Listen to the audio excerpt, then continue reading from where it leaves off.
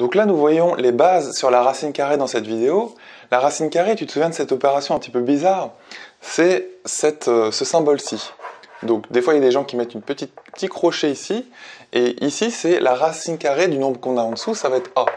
Et le résultat de ça, eh bien, ça va en fait te donner un nombre qu'on peut noter n, tu vois.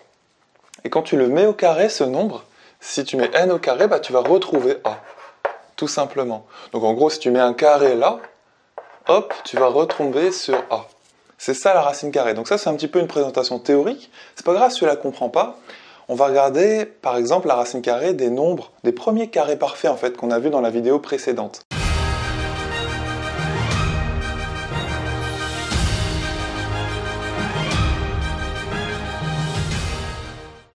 En fait, ce sont des nombres à connaître. Tu vois, par exemple, si tu vois racine de 0, t'as même pas à hésiter, t'as même pas à te prendre la tête, en fait. Tu dis que ça fait 0, tout simplement. Ensuite, racine de 1, ça doit te donner un nombre. Tu te souviens de la définition de la racine carrée qu'on vient d'expliquer? Ça doit te donner un nombre tel que quand tu le mets au carré, ça doit redonner 1. Tu vois? Donc en fait, c'est 1. Parce que si je mets 1 au carré, je retombe bien sur 1.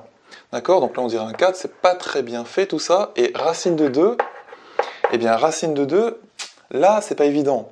Parce qu'en fait, ça va pas te donner un nombre entier. Mais ça existe quand même, racine de 2. Tu peux le taper dans ta calculatrice et ça va donner environ 1,41. Donc là, c'est environ 1,41. Tu peux avoir cette valeur en tête. Ça peut servir de temps en temps en mathématiques. Mais tu vois, c'est pas vraiment une racine à connaître, on va dire, parce que ça te donne pas un nombre entier précis. Un nombre entier, tu vois, que tu peux retenir. Donc ensuite, tu vas avoir racine de 3, ça va être pareil, tu vois. C'est un nombre qui ne va pas donner un nombre entier. On peut la mettre rapidement. Racine de 3, ça donne environ 1,7. Je ne sais plus quelle est la décimale après, mais c'est pas grave. Et tu vois, ça ne te donne pas non plus un nombre entier. Par contre, racine de 4, ça va te donner 2. Parce que si tu mets 2 au carré, tu retombes bien sur 4. Tu vois, pareil pour 1,7 et quelques, hein, si tu mets ça au carré, tu retombes bien sur 3, etc., etc. Je pense que tu as compris comment ça marche la racine carrée. Hein. Donc tu vois, en dessous de la racine, tu as un nombre.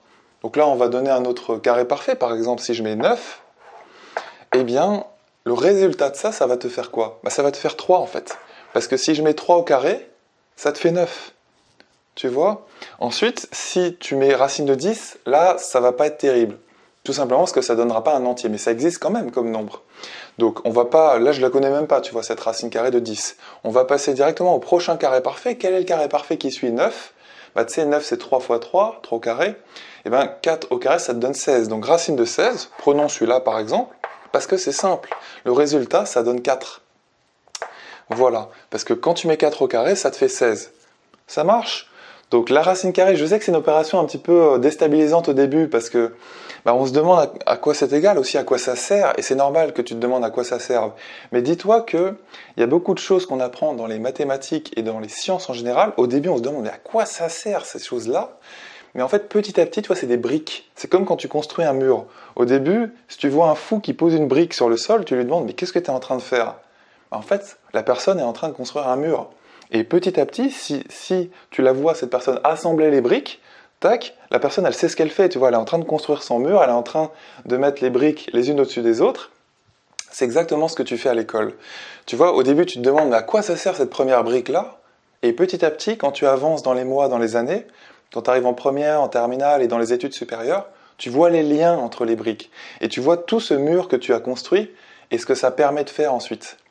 Voilà, c'est vraiment la philosophie de ces vidéos. Donc, la racine carrée, ça marche? Ça, c'est des racines carrées à connaître. Le résultat de la racine carrée, c'est que quand tu remets au carré, tu retombes sur le nombre qu'il y a en dessous de la racine.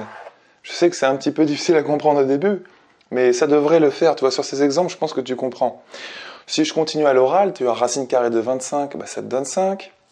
Racine carrée de 36, ça va te donner 6.